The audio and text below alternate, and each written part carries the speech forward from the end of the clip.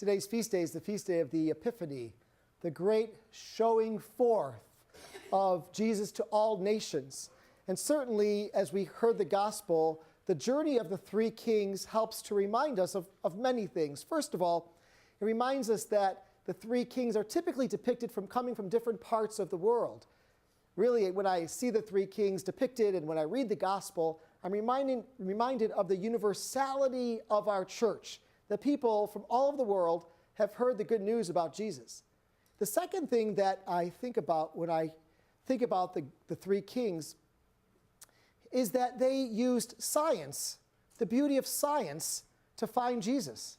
They used and studied the stars and the galaxies, and they were well-read and well-studied scientists who made their way to find the Christ child. Some people believe that science and faith are not compatible. Here in this story, we find great people who study the beauty and magnificence of science, who they themselves encountered Jesus. And then thirdly, and probably more importantly, what stays with me in my heart is that they dropped everything. They dropped everything. They said, this is the time. This is the moment.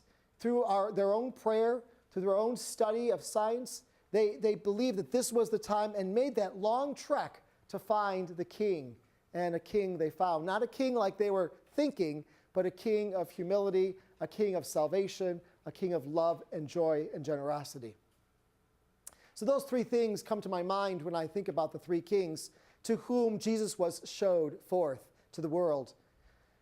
As we think about our own journey, I wonder how we think about ourselves as followers of Jesus or disciples, how we look at our own discipleship.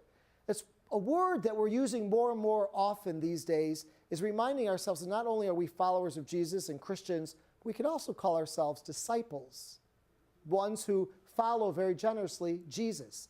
Now, we don't have gold, frankincense, and myrrh to offer, but what we do have are the three marks of what it means to be a disciple. We have the capacity to pray, and we do that all the time. You do that at home. We do that in church. We do that in our before we go to bed, when we wake up in the morning. We have the capacity to pray. We do that very well.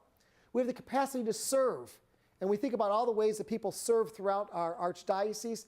People are very generous in their service, and we also can share. That's probably the one way that we've got to work on our discipleship is by sharing our faith with others. We think that it's personal and private. It is personal, but it's not private. So how do you share with your grandkids or with your family members or your neighbors this powerful faith that we have in Jesus? The Magi weren't afraid to drop everything and go. We too should not find fear in sharing our faith, but rather as disciples, not only pray, not only serve, but also share generously with those we've come to know and love and trust. In doing so then, we are receiving the good news of Jesus and sharing it with others as his disciples.